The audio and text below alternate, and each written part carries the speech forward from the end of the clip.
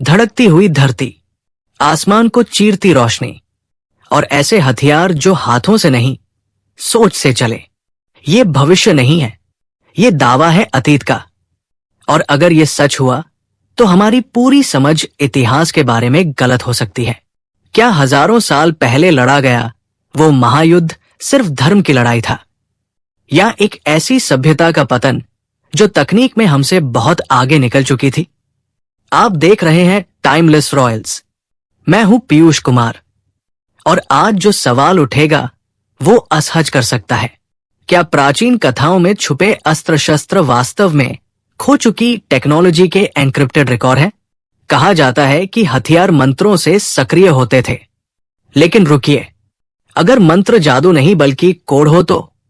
एक ऐसा ऑथराइजेशन जो केवल चुने हुए व्यक्ति को ही सिस्टम अनलॉक करने दे, क्योंकि ये अस्त्र अपने लक्ष्य को पहचानते थे, उसका पीछा करते थे और गलत हाथों में जाकर बेकार हो जाते थे। ये व्यवहार किसी आधुनिक स्मार्ट वेपन से खतरनाक रूप से मिलता जुलता है।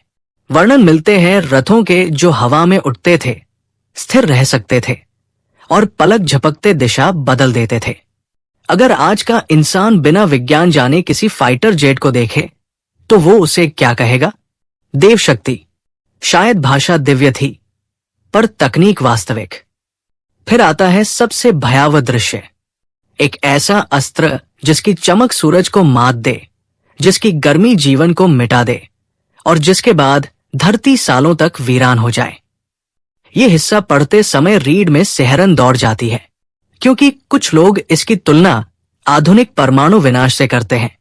क्या ये अतिशयोक्ति है, प्रतीक है, या किसी भूली हुई तबाही की गूंज? जैविक रहस्य भी कम नहीं। गर्भ के बाहर जीवन का संरक्षण, जन्म से पहले ज्ञान का स्थानांतरण, शरीर से जुड़े सुरक्षा कवच। आज विज्ञान इन क्षेत्रों में संघर्ष कर रहा है। वहां ये सामान्य क्यों दिखता है? क्या हम आगे बढ़े हैं या पीछे छूट गए? और फिर सबसे अविश्वसनीय, एक व्यक्ति जो युद्ध से दूर बैठकर सब देख रहा है, सुन रहा है, यहां तक कि भावनाएं महसूस कर रहा है, जैसे उसका मस्तिष्क किसी दूरस्थ नेटवर्क से जुड़ा हो। Brain to brain connection, live feed. आज ये प्रयोगशाला की सीमा पर है, वहां ये सक्रिय था।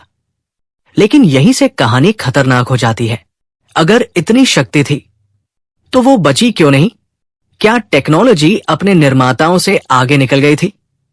क्या नियंत्रण टूट गया था? क्या ये महाकाव्य दरअसल विजय का नहीं, चेतावनी का दस्तावेज है?